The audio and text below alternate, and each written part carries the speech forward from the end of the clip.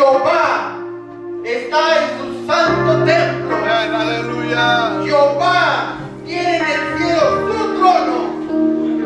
El Señor de señores, el Rey de reyes está en este lugar. Si lo creen, ¿por qué no hacen su voz? Durante la semana, durante este día o en la mañana, me hacía una pregunta. Y es la misma pregunta que les hago a ustedes. Háganme esta pregunta personal. ¿Hay un canto que ustedes pueden dar al Señor? Hay un cántico que ustedes pueden dar al Señor. Sabemos que el Señor es bueno. Lo sabemos porque tenemos bendición que ha llegado en la mano del Señor hacia nosotros. Nuestro matrimonio, nuestro trabajo, nuestros hijos, todo es de parte del Señor. Hay un cántico que le pueden dar al Señor. Aleluya. Alzan su voz. Gloria a tu Y juntos como iglesia, como familia, cantamos al Señor.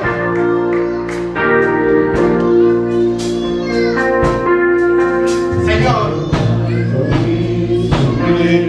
te damos cántico a usted. Usted, sentado en el trono. Usted,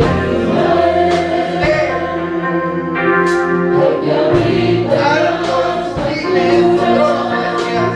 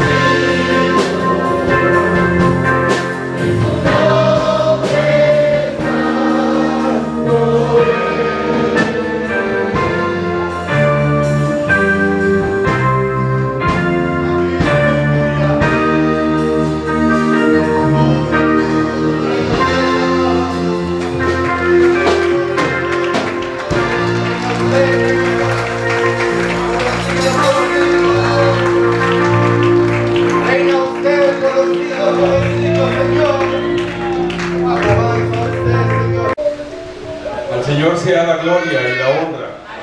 Bendito sea su nombre. Paz de Cristo a todos. Nos alegramos en verdad de estar en la casa del Señor en esta hora. No porque es la rutina que tenemos que cumplir los domingos, sino porque, como lo hemos cantado, nuestra alma anhela estar en la presencia del Señor. Nosotros deseamos de todo corazón venir a la presencia de Dios y estar ante Él, ¿verdad? Adorarle y sentir sus caricias, que eso es lo que le da sentido a nuestras vidas. Sentir sus caricias, porque el Señor, en verdad que Él hace una cosa hermosa, nunca hace acepción de personas. No importa quién sea, si abre su corazón, el Señor trata con usted y lo bendice. Usted puede hoy sentir las caricias del Señor y puede además ser testigo del poder del Señor a manera de sanidad, a manera de fortaleza, a manera también de consuelo. El Señor está aquí para tratar con nosotros. Él nos ama. Somos sus hijos, somos sus criaturas y aquí estamos para adorarle. Bendito sea el Señor. Hace tanto tiempo ya que algunos inclusive hemos dejado de mencionarlo, hemos dejado de decirlo. Pero cuando el hombre fue creado y fue puesto en un lugar de gran bendición, allá en el huerto del Edén, algunos lo llamamos el paraíso terrenal, donde Dios puso a las primeras criaturas. El hombre vivía en una situación de gran privilegio, de gran bendición, rodeado de todo lo que necesitaba y sin tener que hacer mayor esfuerzo, podía disfrutarlo. Sin embargo, el hombre tomó decisiones equivocadas y estas decisiones equivocadas fueron cada día trayendo resultados más nefastos.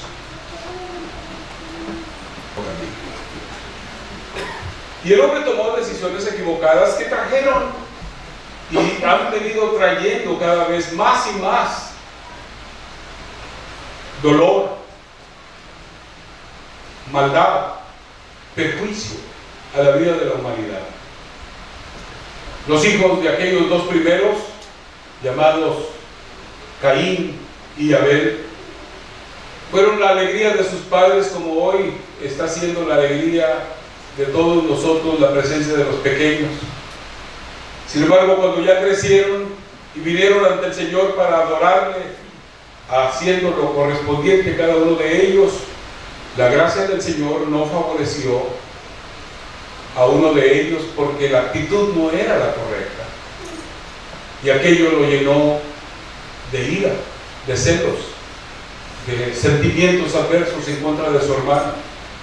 Y un día, invitándolo a que salieran fuera, se levantó en su contra y le dio muerte. Le dio muerte.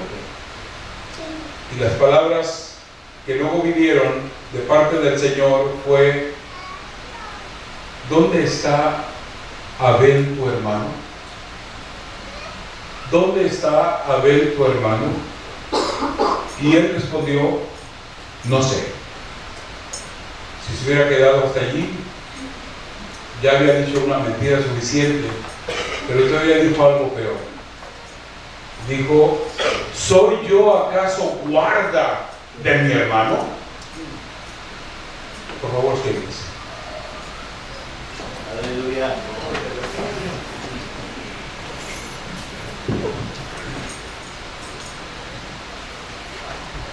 Al estar pensando en la palabra del Señor y particularmente en las palabras del apóstol Pablo, que escribe a los tesalonicenses, capítulo 5, versos 14 y 15,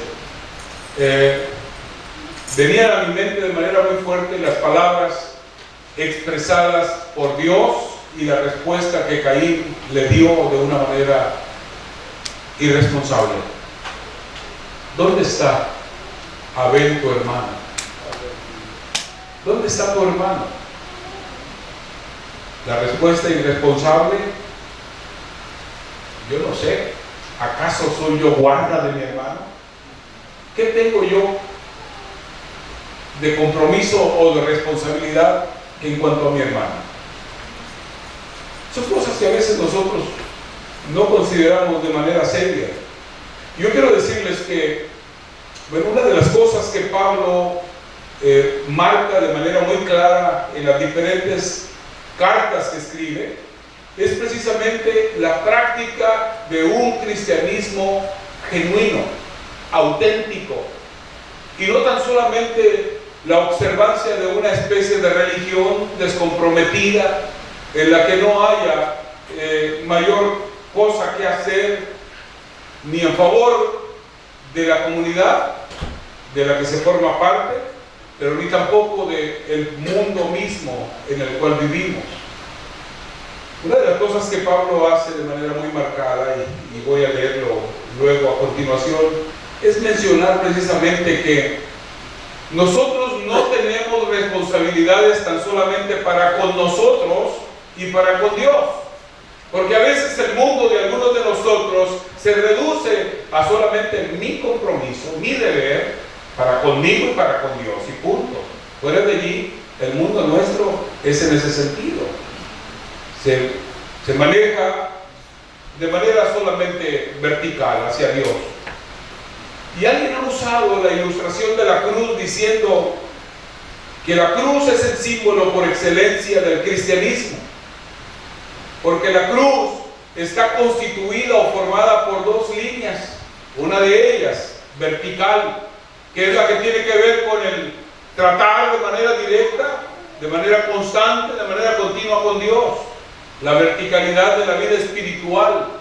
Nosotros debemos, y hacemos bien, en orar, en ayunar, en leer la palabra, en cantar al Señor, en regocijarnos adorándole, dando brincos y dando palmadas, porque el Señor lo merece, porque Él es digno de ello.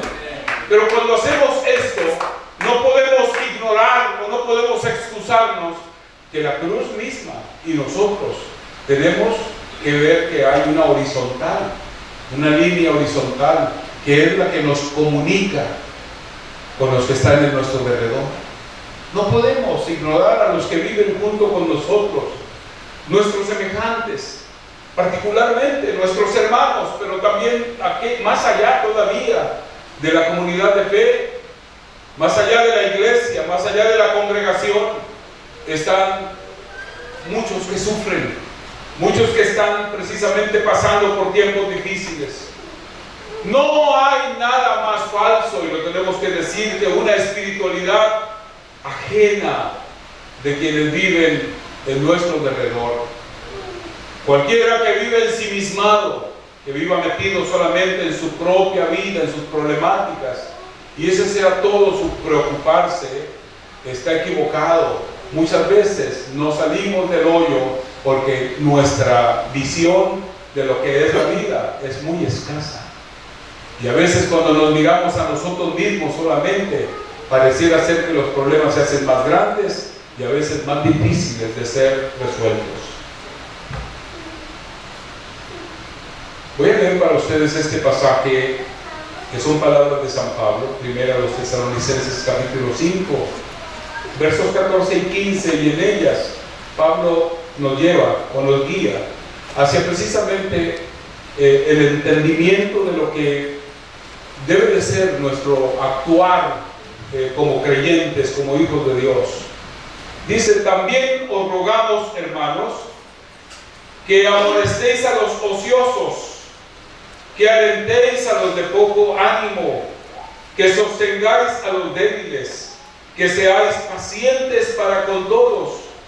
Mirad que ninguno pague a otro mal por mal, antes seguid siempre lo bueno unos para con otros y para con todos. Esos dos versículos son los que nos servirán como base para la reflexión. También os rogamos, hermanos, que amonestéis a los ociosos. En la Reina Valera de 1909 dice que amonestéis a los que andan desordenadamente. La palabra ociosos tiene que ver con vivir una vida desordenada. Pero en la versión conocida como la versión popular, Dios habla hoy, dice que reprendan a los indisciplinados. Bien, la palabra amonestar es una palabra que no nos gusta a la mayoría, aunque a la mayoría nos da, qué buenos somos, ¿verdad?, para amonestar, para regañar, dijo alguien, para exhortar, aunque la palabra exhorto ni siquiera la entendamos, porque la palabra exhorto tiene que ver más bien con el alentar, con el motivar, con el animar. Eso es un exhorto realmente, y no un regaño.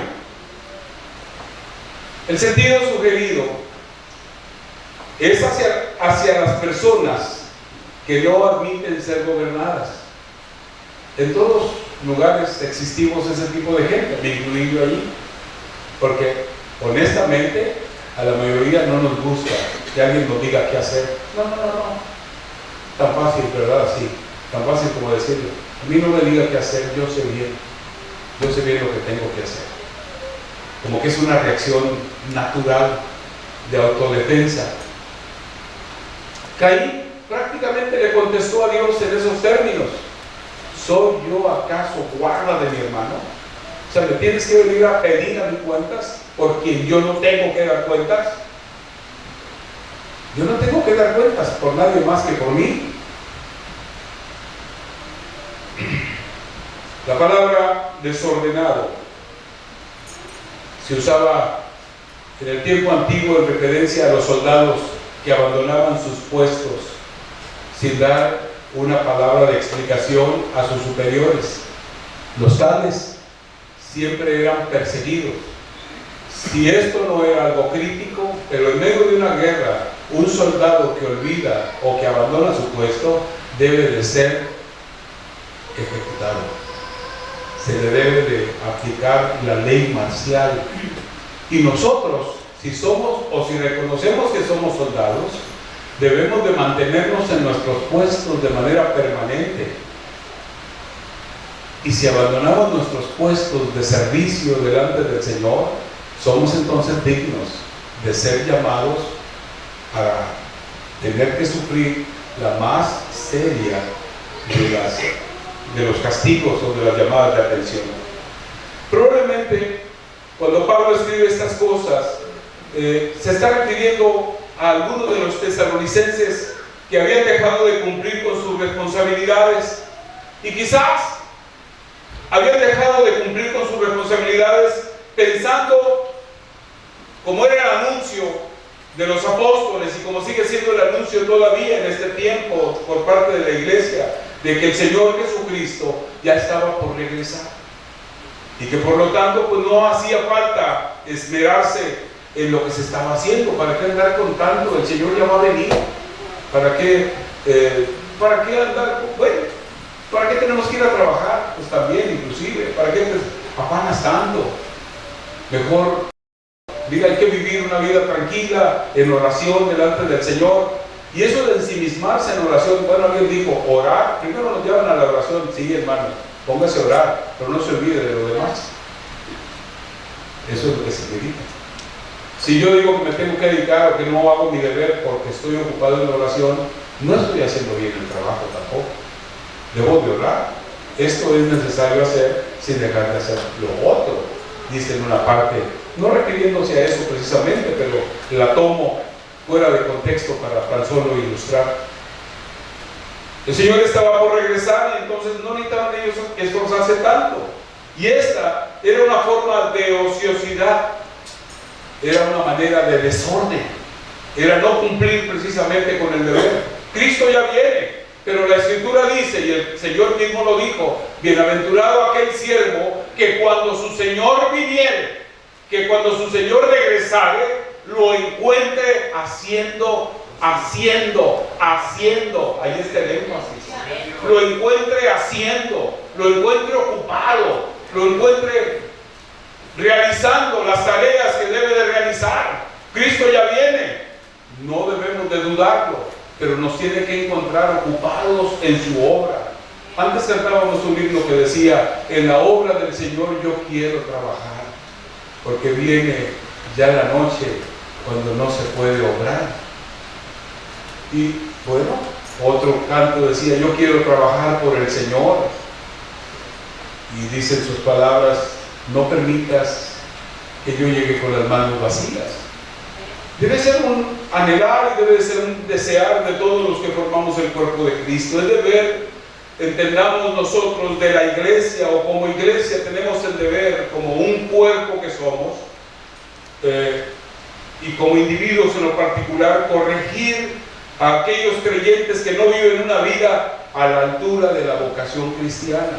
Oiga bien esto, como iglesia y como individuos, cada uno de nosotros tenemos el deber de atender, de cuidar a los que no están viviendo la vida cual debe de ser. ¿Soy acaso yo guarda de mi hermano? Mi hermano no está en el culto, ¿y a mí qué? ¿A usted qué? Vale más que le vaya cayendo el 20 también. Y se ponga usted a orar, porque puede que el hermano esté teniendo un problema en su vida familiar. Puede que tenga una situación en su casa y tenemos que orar. Como familias tenemos que orar por las familias. En su vocación cristiana pudiera alguien estar fallando inclusive. Y nosotros como iglesia, miren, algo que quiero decir y que quizás no lo va a entender todo el mundo. Hay quienes tienen la idea de que se reúnen en una iglesia y la iglesia no debe de entrar más allá en sus vidas que el hecho de estar presente en las reuniones y de cooperar para los programas de la iglesia. Fuera de allí, dijo alguien, mire, yo vengo a la iglesia y pago mis diezmos, no me esté pidiendo que haga más. No me involucren más cosas, yo tengo muchas cosas que hacer. ¿Sabe usted que ese no es el pensar correcto? La vida nuestra ya no nos pertenece, se la entregamos a Cristo. Mi vida ya no me pertenece a mí. Y la Escritura así lo dice, y yo lo tengo que entender. Y todos tenemos que entender esto de esa manera clara. Y si en los diferentes planos de nuestra vida nosotros estamos fallando o no estamos viviendo a la altura, quiero decirle que no solamente en lo que tiene que ver con la vida espiritual, como miembro de la congregación, sino aún en su vida familiar. Si usted está haciendo cosas inadecuadas, indebidas a usted mismo, la iglesia tiene el deber de llamarle a cuentas. ¿No lo había pensado? A usted la iglesia tiene el deber, y digo la iglesia como conjunto o como un individuo que representa a la iglesia en un momento dado, puede llamarle a cuentas.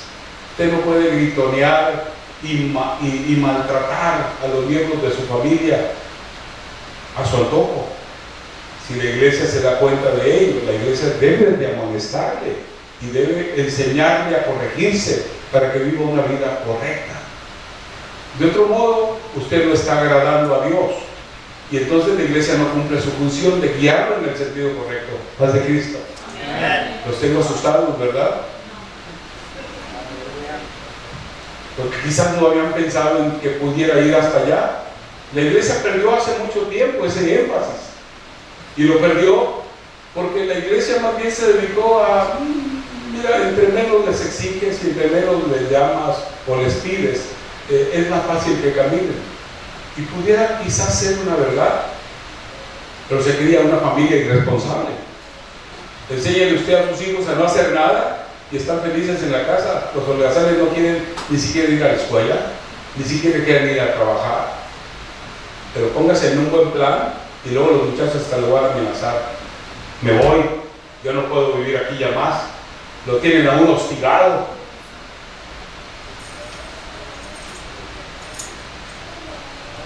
A nadie nos gusta la disciplina, ¿verdad? A nadie nos gusta vivir bajo reglas. Pero la verdad es que es necesario que las tengamos. Este mundo no pudiera funcionar bien, o esta sociedad no pudiera funcionar bien, sin tener las reglas que nos están rigiendo, que nos gobiernan. Y siempre se están creando. Hasta votamos por elegir nuevos legisladores. Gentes que hagan leyes, que revisen las leyes, que las acomoden mejor, para que puedan ser más justas, más equitativas. Bueno, esa es la teoría, por lo menos, ¿verdad? Pero la iglesia debe inclusive de tener un impacto en la vida de la sociedad. Y si nosotros hacemos o vivimos una vida correcta como ciudadanos, estamos cumpliendo nuestros deberes.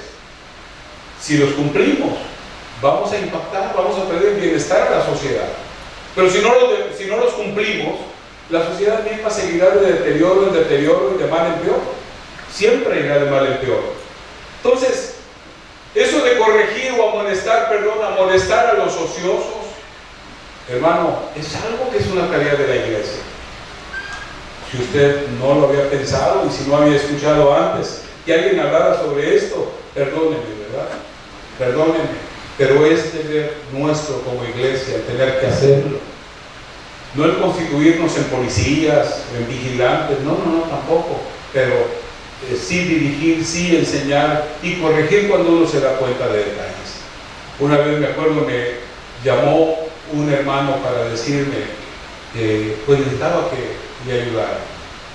Había ido a una refaccionaria, propiedad de otro hermano de la congregación, y le había comprado unas partes, y las partes él no se dio cuenta y en la confianza las llevó, y cuando llegó a la casa encontró que la caja no contenía partes nuevas sino usadas. Alguien había comprado antes unas partes semejantes y las tomó, las nuevas, puso las viejas, las llevó a la refaccionaria, quizás para reclamar garantía, y descuidadamente la volvieron a poner en el estante de las partes nuevas. Entonces cuando este hermano llega y busca, le dan esa caja, se la entregan, y él se va confiadamente. Cuando llega a la casa se da cuenta que las piezas no le servían porque eran usadas. Y fue con el hermano y de una manera muy amable le dijo: hermano, discúlpeme, me dio usted unas partes que ya estaban usadas. No, señor, aquí no hacemos esos trucos. Dijo. Se molestó. Aquí no hacemos esos trucos. Somos temerosos de Dios también. Hermano, de veras, se lo digo de veras. Estas partes no son, yo no se las puse aquí. Hermano, no las he quitado todavía de mi vehículo. Allá están puestas las partes viejas y estas ya iban allí. Y dijo: no, conmigo no funcionan ese tipo de trucos. Dijo: así es que, discúlpeme, si quiere otras, se las dejo.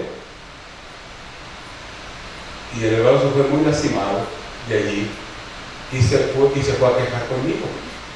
Me llamó más bien por teléfono y me dice: pastor, le quiero pedir que ore por mí. ¿Qué le pasa?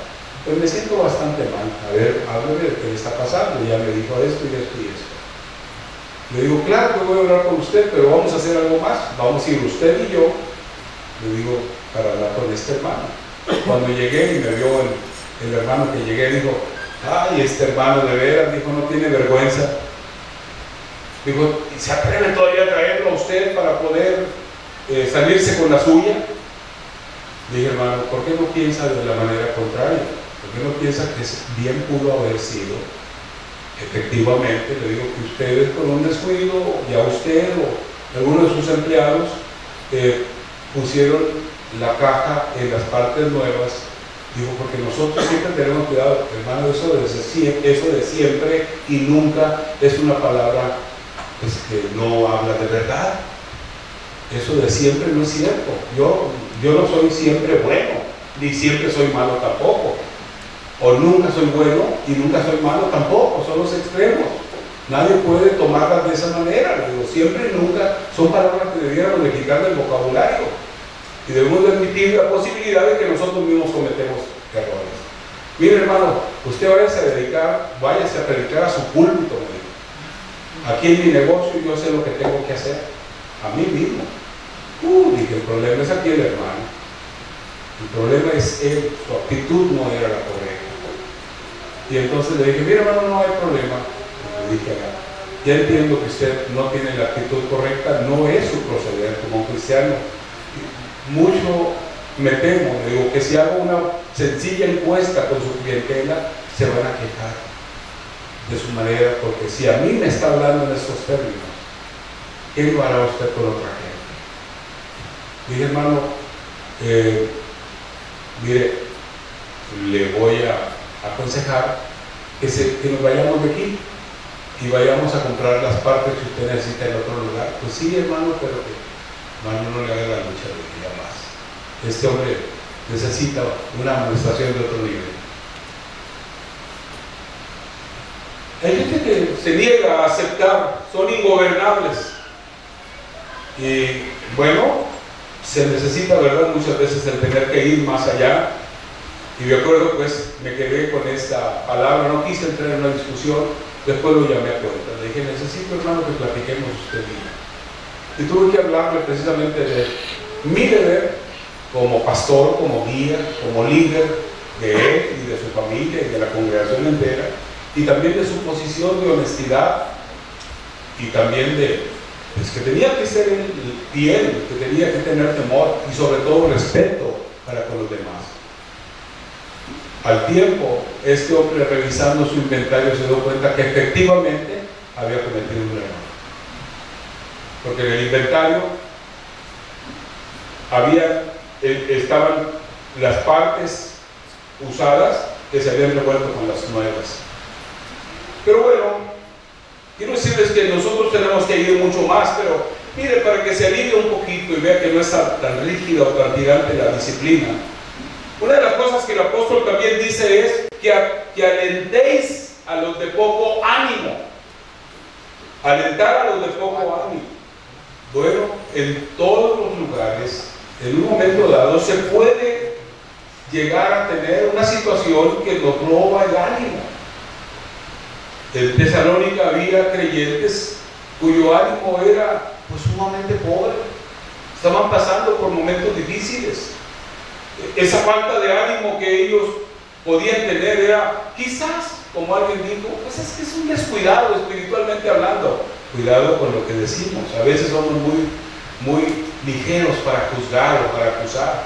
Este hermano no puede ni con su alma porque no vive una vida espiritual de veras entregada. No presuma de espiritualidad y no juzgue a los demás tampoco a la ligera. Puede ser cierto que haya descuido espiritual, que haya falta de consagración, es verdad, pero o que pueda haber falta de madurez cristiana también, o que puede ser un problema de tipo espiritual, de personalidad de parte de alguien. Hay quienes pues son así, ¿verdad? Un tanto tímidos, son inseguros, además son personas, algunos de ellos inestables, que de momento dicen sí y luego dicen no. Habemos de todo tipo de personas, las personalidades nuestras son tan variadas en la congregación. No queramos imponerles a los demás nuestro modo de ser. Tenemos que aceptarnos los unos a los otros tal y cual somos, con nuestras virtudes, pero también con nuestros defectos. Debemos de amarnos a pesar de nuestras diferencias. No somos solamente una torta, no nos hizo puré de papas el Señor, ¿verdad? Y somos una sola masa. No somos eso. Somos seres con personalidad, con características particulares cada uno de nosotros. Y algunos pudieran ser un tanto tímidos. Pero mire, otros pudieran haber vivido una situación de prueba tan difícil, tan extensa. ¿Quién no ha sufrido pruebas? ¿Quién no ha pasado por momentos críticos en su vida? En el trabajo, en la familia, en el hogar, problemas de salud inclusive. ¿Que no podemos admitir que alguien esté pasando por un tiempo difícil en su vida y lo que más necesita es apoyo, no precisamente crítica o menosprecio? Si nosotros no atendemos a los que están padeciendo, a los que están sufriendo, a los que quizás todavía son inmaduros, lo único que vamos a hacer es lastimarlos más, dejarlos.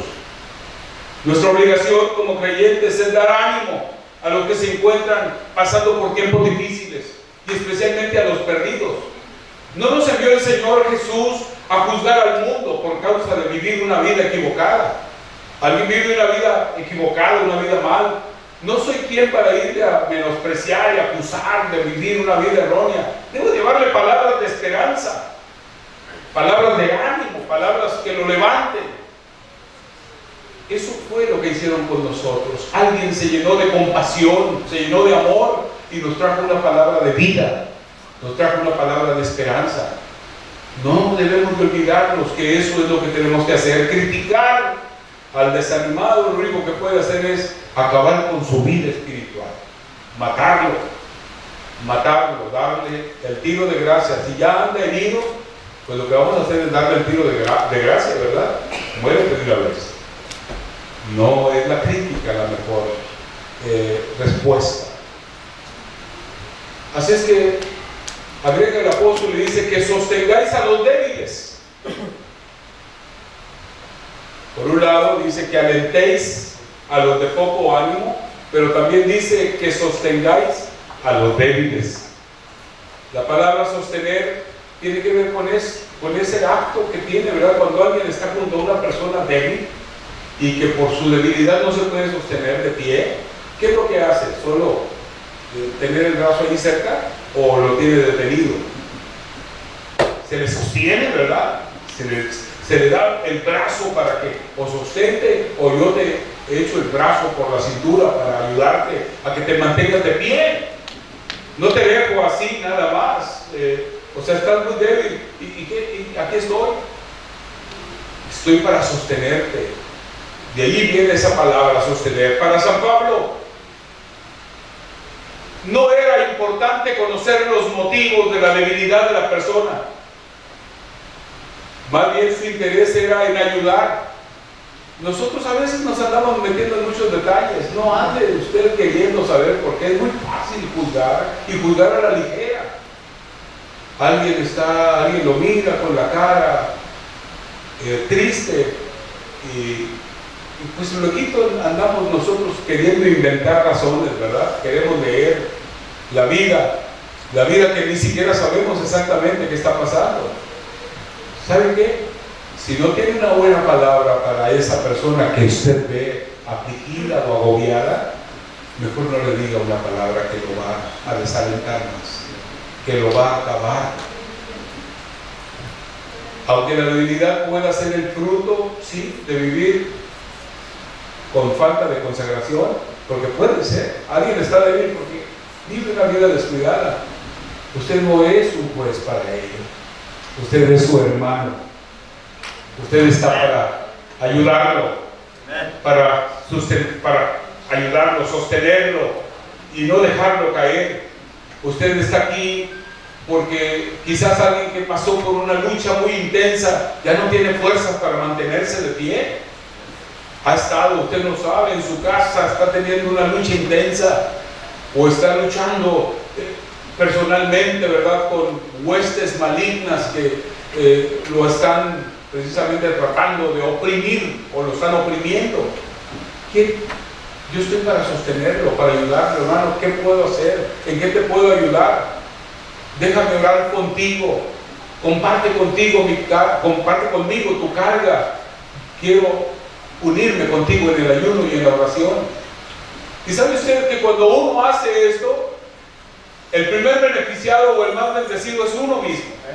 Porque a fin de cuentas uno adquiere una mayor fortaleza, uno mismo crece y la calidad de la vida y la manera de entender las cosas es mejor para uno mismo. Es bendición para otros, pero la bendición primaria viene siendo para uno mismo. El ayudar a los que han caído o no han querido avanzar y se han detenido en una infancia espiritual, hermano, lo ayuda a usted a crecer, usted madura y puede ayudar a otros. Pero los niños se critican los unos a los otros, ¿verdad? Los niños lo único que hacen es perjudicarse los unos a los otros. ¿Cómo podemos sostener a alguien que está debilitado? Ya lo dije. ¿Sabe qué, hermano? Tenemos que orar los unos por los otros. Pero no como un dicho tan solamente. Tenemos que orar verdaderamente los unos por los otros. Usted al terminar el culto se ha dado cuenta de alguien, se fue pensando en alguien que no vio aquí en la casa del Señor. Ore por él, ore por su hermano, ore por su hermana, ore por la persona. Sus oraciones son poderosas para ayudarlo a que continúe hacia adelante. Llámele, hágale una llamadita, cuando menos por teléfono. Hermano, te extrañé.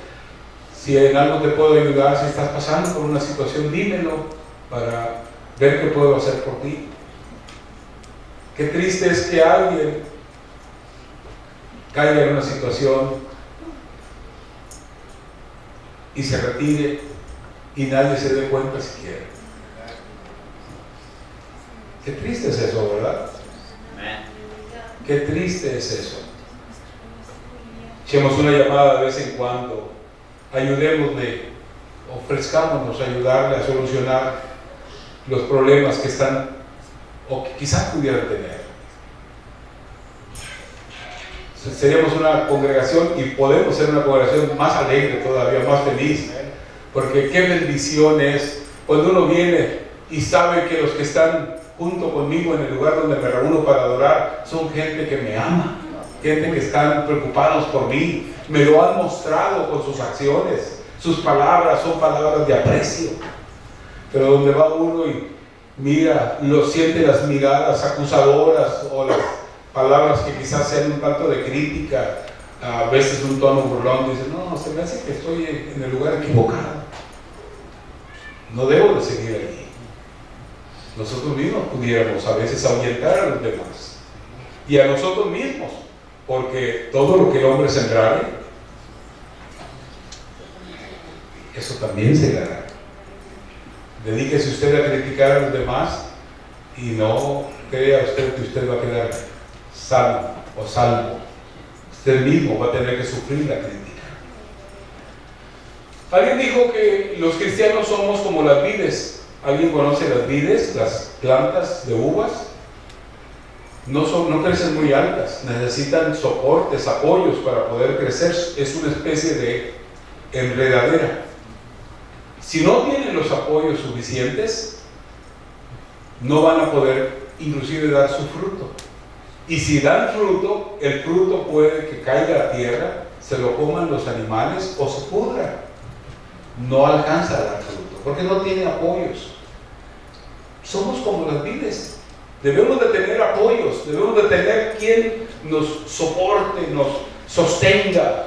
Si tenemos esto, entonces podremos traer mucho fruto, y fruto para la gloria del Señor, un fruto que además alegre nuestras vidas. No hay fiesta en la casa del Señor cuando alguien viene a los pies de Cristo. No nos alegramos cuando vienen las personas a oír la palabra del Señor y el Señor les toca. Yo me gozo tanto cuando veo a los hermanos ser bendecidos, ser alcanzados por la bendición y la gracia del Señor, pero más cuando las personas son tocadas, cuando los veo, están en la casa del Señor con nosotros y los veo que están ahí batallando porque las lágrimas los traicionan. No, a todos nos pasa eso, gócese por ello. La presencia de Dios está sensibilizándolo, el corazón de piedra está convirtiéndose, está suavizándose, y esa es obra de Dios. Esa es la obra de Dios, precisamente, ennoblecer a los hombres, nos empieza a transformar, y esa debe de ser nuestra alegría, debe ser nuestro gozo. Pero termino esto diciéndoles la última parte que Pablo dice, que seáis pacientes para con todos. Y la paciencia pues es algo que no nos caracteriza a todos. No todos podemos ser pacientes. Se pierde tan fácilmente la paz, el control. Puede uno desclavarse, dijo alguien. Y es nuestro deber ser pacientes con los demás, porque necesitamos también que los demás sean pacientes con nosotros. Usted necesita ser paciente con los demás, ser tolerante con los demás, para que los demás también lo toleren. ¿Están de acuerdo conmigo? ¿Sí? Usted no necesita que sean pacientes con usted. Alguien me envió por ahí uno de esos bots que mandan a través del internet, y se trata de un hombre anciano que está sentado en una banca de un parque, y junto a él un hombre ya maduro leyendo un libro, y el anciano está por ahí mirando, ¿verdad? Mientras que el joven que está junto a él está leyendo ahí, metido en su libro. Llega un pajarillo y empieza por ahí a picotear alrededor de ellos, y el anciano le dice al joven, dijo, ¿cómo se llama? Gorrión, se llama Gorrión. Sí, cada quien es lo suyo. Y otra vez se queda viendo y luego dice, ¿cómo se llama? Gorrión, ya te dije que se llama Gorrión. Sigue sentados, sigue él mirando su libro, el joven, y el anciano mirando todavía. Y otra vez pregunta, ¿cómo dijiste que se llama? Gorrión. Te dije que se llama Gorrión. Ya te lo dije 1000 veces. Y voltea el anciano y se le queda viendo y dijo, cuando estabas chamaco, cuando eras un niño, ¿cómo me fastidiabas con tus preguntas? Me preguntaste muchísimas veces lo mismo y yo nunca me molesté para responderte. Te lo dije no 1000 veces como tú dices que ya me las dijiste hoy. Yo sí te las dije más de 1000 veces, porque siempre me estabas preguntando de lo mismo. Y aquel deja el libro y se le queda viendo y dijo, perdóname, Padre. Perdóname, Padre. Necesitamos ser pacientes para que otros también sean pacientes con nosotros. A veces, desgraciadamente, somos más pacientes con los desconocidos que con aquellos que conocemos. Como que estamos más dispuestos a tolerarles tonterías a los que no conocemos, a los que nunca volveremos a ver, que aquellos que estamos viendo de manera constante. ¿Quiénes son los que merecen más nuestra paciencia? ¿Los desconocidos o los conocidos? ¿No sabe la respuesta? Si lo voy a tener que ver otra vez el miércoles, vale más que lo vea con una buena cara. Y si lo voy a ver otra vez el domingo próximo, vale más que lo vea con una buena cara. Y si con esa mujer va a seguir usted viviendo por muchos años, vale más que la vea con una buena cara.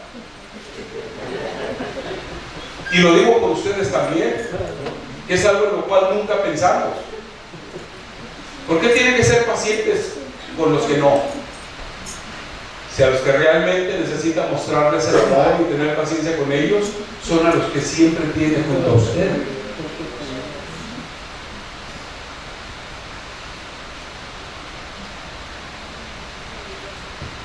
A los conocidos siempre los vamos a tener cerca de nosotros y debemos de cultivar nuestras relaciones, debemos de mostrarnos en verdad con cariño. Nos necesitamos. Yo lo digo por mí, yo los necesito a ustedes. No sé qué tanto me necesiten ustedes a mí, pero yo sí los necesito a ustedes. Y por eso trato de cultivar una relación sana. De repente algunos se desclavan y me hablan descomedidamente, pero mejor me muerdo la lengua y digo, si me desclavo ahorita, puede que lo corra. Porque también dependiendo de la posición que uno tiene, las palabras son más fuertes. Aunque sean las mismas, pero pesan más las palabras de unos que las de otros. Usted tiene un lugar, usted tiene un deber. Un problema que tenemos es que somos tan perfeccionistas, pero en los demás y no en nosotros mismos. Siempre estamos reclamando una perfección que nosotros mismos no tenemos. Nos molestamos por los defectos de otros sin considerar que quizás seamos peores que ellos. No exija de los demás lo que usted mismo no es. Ámelos. Ámelos como son. Y si algo no está bien en sus vidas, con un espíritu de mansedumbre y de amor verdadero, ayúdelo a corregirse. Y sobre todo, con la ayuda del Señor, al cual tenemos como un recurso principalísimo, al que tenemos que acudir frecuentemente en oración. Por eso debemos que orar los unos por los otros. El Señor llamó la atención a sus discípulos y les dio una enseñanza con la cual, si se ponen de pie, concluyo esta reflexión. Mateo capítulo 7, versículos 1 al 5, Jesús dice, no juzguéis para que no seáis juzgados, porque con el juicio con que juzgáis, seréis juzgados, y con la misma medida con que medís, os será medido. ¿Y por qué miras la paja que está en el ojo de tu hermano y no echas de ver la viga que está en tu propio ojo? ¿O cómo dirás a tu hermano, déjame sacar la paja de tu ojo? He aquí la viga en el ojo tuyo. Hipócrita, saca primero la viga de tu propio ojo y entonces verás bien para sacar la paja del ojo de tu hermano.